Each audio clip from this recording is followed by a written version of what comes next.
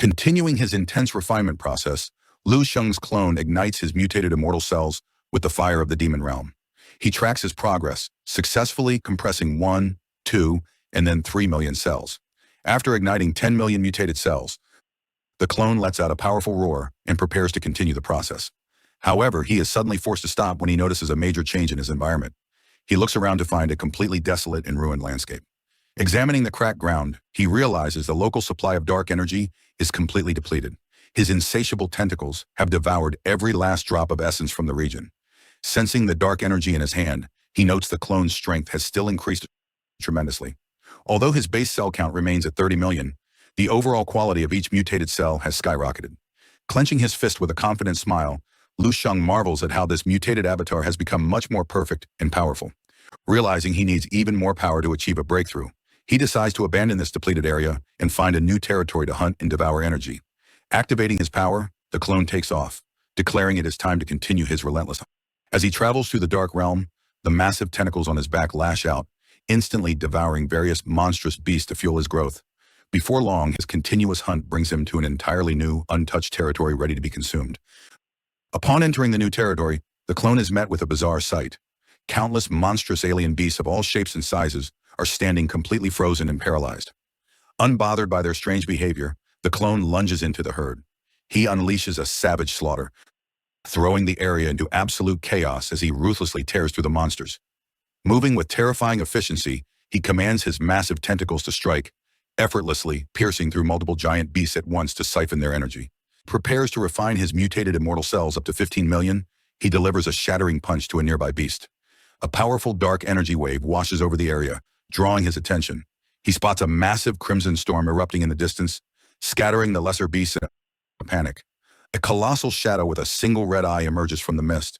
Sensing its overwhelming pressure, the clone recognizes it as a level 13 general class beast, realizing he has trespassed into a local ruler's domain. The glowing core on the clone's chest suddenly lights up and squeaks in terror. Surprised, the clone questions why the body's primitive consciousness has emerged and why it is so frightened. Seeing the core tremble, the clone taps his chest and asks the primitive mind what it could possibly fear. He reasons with the terrified mind, noting his main body can easily crush level 13 experts with only 5 million immortal cells. With the clone's superior cell count, they have absolutely no reason to fear this opponent. Clenching his fist, the clone gives the primitive mind a stern ultimatum. He declares that if they cannot defeat a mere level 13 beast, this avatar is unworthy of being called his clone.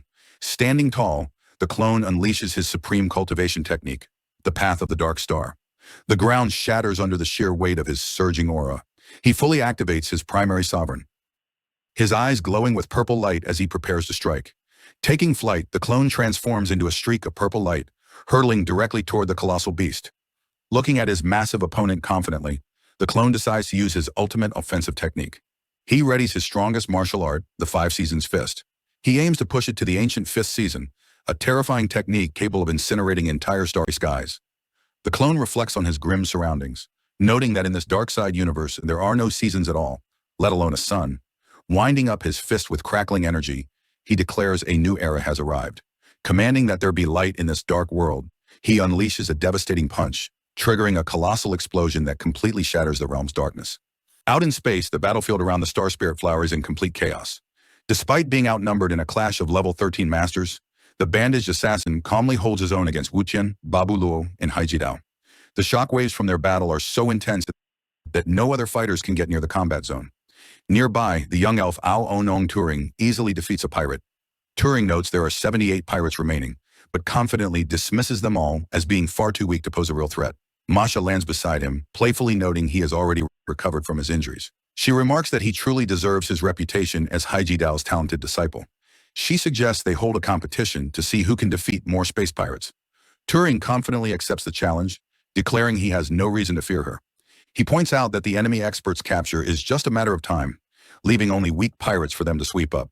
He mockingly warns her not to cry when she loses the bet. Before Turing can finish, Masha sprints forward and dives straight into the pirate ranks. Exasperated, Turing shouts after her, complaining that she cheated by starting early. As the intense high-level battle continues, the bandaged assassin swings his blade, clashing fiercely with Haiji Dao's massive sword. Zi Yangchen contacts Babaluo, reminding him they must capture the pirate alive. She explains he will work with Haiji Dao to corner the assassin, while Wu Tian blocks escape routes. Babu Luo firmly acknowledges the plan. Inside the command center, Zi Yangshan gazes at the tactical monitor, smiling with ambition. She realizes that securing this capture will guarantee her political future. She decisively presses a binding activation button. Outside, the Star Spirit Flower spaceship fires a colossal blue energy net directly into the void of space. The energy grid streaks toward the combat zone. Preoccupied with his duel, the bandaged assassin is caught off guard, reacting in shock as he realizes he is trapped. Hai Jidao tells the pirate not to even think about escaping.